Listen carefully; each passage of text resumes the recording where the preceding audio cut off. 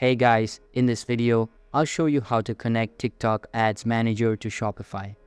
Alright, let's begin.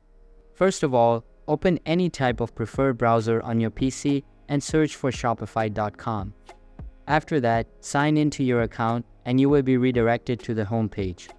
Here, get to the Add Apps feature in the left side menu and then click on the Shopify App Store embed. A new web page will then open up. Now, you just need to search for TikTok and give it a go. Once you find the TikTok app, click on it and then click on the Install button.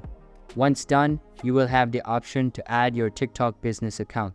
Simply click on the Setup button and the first step is to connect TikTok business. Just click on the Connect button and sign in.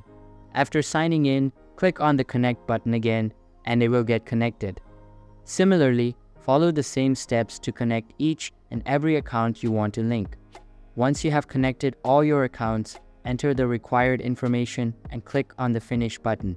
You can see that the request has been sent and you just need to wait for them to respond.